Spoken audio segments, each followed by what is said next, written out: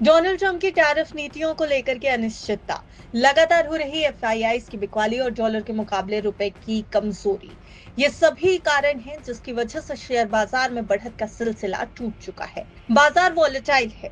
हालांकि volatility index India VIX पर नजर डालें तो बीते हफ्ते ये 1.03% गिरकर 14.53 के स्तर पर आ गया, लेकिन ये स्तर भी भारतीय बाजार में उतार चढ़ाव की स्थिति को दर्शा रहा है। तो क्या बाजार में आगे मंदी ही जारी रहेगी या बाजार में वापसी देखी जा सकती है? आइए डालते हैं एक नजर अगले हफ्ते के बाजार के आउटलुक पर और जानते हैं, समझते हैं कि आखिर अगले हफ्ते बाजार में क्या कुछ हो सकता है। लेकिन उससे पहले आपको बताएंगे बीते हफ्ते शेयर बाजार में क्या कुछ हुआ है। आंकड़ों पर डालिए एक नजर। निफ्टी बीते हफ्ते 0.58% की गिरावट दिखाकर 22,795 के लेवल पर क्लोजिंग देकर गया। वहीं निफ्टी बैंक की बात की जाए तो 48,981 के लेवल पर कारोबारी हफ्ते को बंद किया और 0.24% की गिरावट दिखाई। निफ्टी मिड कैप सिलेक्ट की अगर बात करें तो यहाँ थोड़ी खरीदारी देखने को मिली। मिड कैप इंडेक्स में खरीदारी लौटती हुई नजर आई है। 0.98% की तेजी के साथ ये इंडेक्स 11,198 के लेवल पर क्लोजिंग देकर गया है। अगर सेक्टोरियल इंडेक्स पर नजर डालें तो ज्यादातर सेक्टर्स आपको तेजी दिखाते नजर आएंगे, लेकिन ये तेजी भी बाजार में अच्छी खासी तेजी के तौर पर नहीं आ पाई।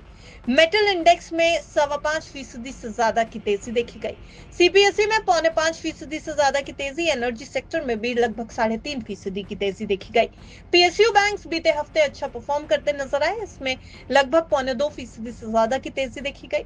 रियलिटी सेक्टर में भी 2% के आसपास की तेजी देखी गई। मीडिया में भी हल्की बढ़त देखने को मिली। हालांकि financial services, private bank, IT, FMCG, pharma और ऑटो सेक्टर टूटते हुए दिखाई दिए, जिसमें सबसे ज्यादा गिरावट ऑटो में नजर आई। यहाँ पर 3% की गिरावट दिखाई दी। वहीं फार्मा में भी 2% से ज्यादा की गिरावट और एफएमसीजी में भी लगभग 2% के आसपास की गिरावट दिखाई दी। ऑटो सेक्टर को अगर देखें तो ये समझा जा रहा है कि न्यू ईवी पॉलिसी का असर ऑटो सेक्टर पर पड़ता नजर आया और यहाँ पर स्टॉक्स टूटते दिखाई दिए। हालांकि अब आने वाले हफ्ते में क्या होगा, शेयर बाजार किस तरीके का रुख दिखाएगा, चलिए इसको समझने की कोशिश करते हैं। पहले तो ये जान लीजिए कि 27 फरवरी और 24 फरवरी के साथ साथ 26 फरवरी 3 बेहद जरूरी तारीखें हैं अगले हफ्ते शेयर बाजार के लिए। 26 फरवरी को महाशिवरात्रि के मौके पर बाजार बंद रहेगा।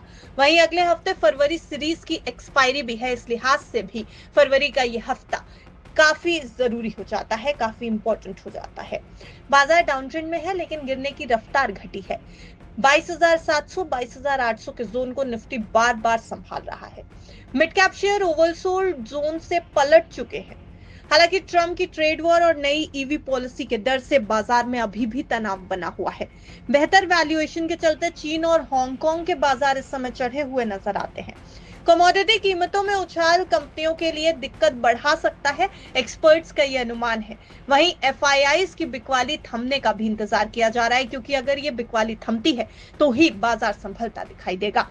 27 फरवरी को यूएस के Q4 जीडीपी के आंकड़े आने वाले हैं और वहीं 24 फरवरी को एक जरूरी दिन, क्योंकि जापान के बाजार इस दिन बंद रहने वाले हैं। तो अगले हफ्ते क्या कुछ बाजार में हो सकता है उसकी एक तस्वीर हमने आपके सामने रखने की कोशिश की है। हालांकि शेयर मार्केट में पिछले कई महीनों से बिकवाली का माहौल है और कई स्टॉक्स में बड़ी गिरावट भी देखने को मिल रही है। एफआईआई की बिकवाली इस समय शेयर मार्केट में हो रहा सबसे बड़ा इवेंट है जो बाजार को चिंता में डाल चुका है। एफआईआई की बिकवाली का पीरियड कुछ ज्यादा ही लंबा खिंच रहा है और इस कारण कई टॉप स्टॉक्स हिस्टोरिकल गिरावट का सामना कर रहे हैं। अच्छी खासी गिरावट इसमें देखी जा रही है। बाजार के लिए एक बड़ा नेगेटिव ट्रिगर है जिससे बाजार का सेंटिमेंट भी कमजोर होता दिखाई दे रहा है। देखिए, बजट में अच्छी प्रतिक्रिया, आरबीआई द्वारा ब्याज दरों में कटौती और पॉजिटिव आर्थिक विकास के बावजूद एफआईआईज ने भारतीय इक्विटी में अपनी आक्रामक बिक्री जारी रखी हुई है, लगातार बिकवाली कर रहे हैं। 2025 में अब तक की बात करें तो एफआईआईज ने भारतीय शेयरों से लगभग 1 लाख करोड़ रुपए से ज्यादा की सेलिंग की है। इससे बाजार को काफी डेंट पड़ा है और निफ्टी अब 22,800 के लेवल के भी नीचे है, जो इसके सितंबर 2024 के ऑल टाइम हाई लेवल 26,277 से लगभग 13% की गिरावट दिखा रहा है। हालांकि बाजार में गिरावट का दौर है, लेकिन आईपीओ मार्केट में थोड़ी बहुत बाहर देखने को मिल रही है। शेयर बाजार में आने वाले हफ्ते में भी एसएमई सेगमेंट के 2 नए आईपीओ सब्सक्रिप्शन के लिए खुलने वाले हैं। मेन बोर्ड सेगमेंट में क्वालिटी पावर इलेक्ट्रिकल के शेयर एक्सचेंज पर लिस्ट होने वाले हैं। जो आईपीओस खुलने वाले हैं एक नजर उन पर भी डाल लीजिए। न्यूक्लियस ऑफिस सॉल्यूशंस का आईपीओ 24 फरवरी को खुलने वाला है, जिनमें 13,54,000 के नए इक्विटी शेयर लगभग 234 रुपए प्रति शेयर की कीमत पर जारी किए जाएंगे। वहीं दूसरा आईपीओ है श्रीनाथ पेपर प्रोडक्ट्स का। 23 करोड़ का यह आईपीओ 25 फरवरी को आने वाला है, जिसमें 53.1 लाख नए शेयर 44 रुपए प्रति शेयर के भाव पर मिलेंगे। रिटेल निवेशक कम से कम 3,000 शेयरों के लॉट में बोली लगा सकेंगे। तो कुल मिलाकर बाजार की इस तस्वीर को देखते हुए निवेशकों के लिए एक्सपर्ट्स की कुछ सलाह है। सबसे बड़ी सलाह तो यही कि शॉर्ट टर्म निवेशकों को सतर्क रहने की जरूरत है। लॉन्ग टर्म निवेशकों के लिए यह अवसर हो सकता है, लेकिन केवल मजबूत कंपनियों में निवेश करने की सलाह दी जा रही है।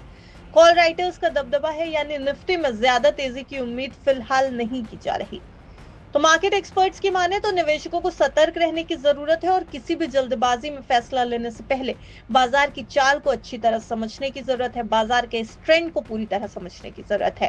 क्या आप इस गिरावट में खरीदारी का मौका ढूंढ रहे हैं या अभी बाजार के और नीचे जाने का आप इंतजार करना चाहते हैं? क्या कुछ है, आपकी राय हमें कमेंट बॉक्स में जरूर बताएं। लेकिन जाते जाते एक जरूरी जानकारी, ये पूरी रिपोर्ट सिर्फ आपकी जानकारी के लिए तैयार की गई है। बाजार में निवेश करने से पहले अपने फाइनेंशियल एडवाइजर की राय जरूर ले लें। बिस्तक की आपको यही सलाह है। Bureau report, बिस्तक।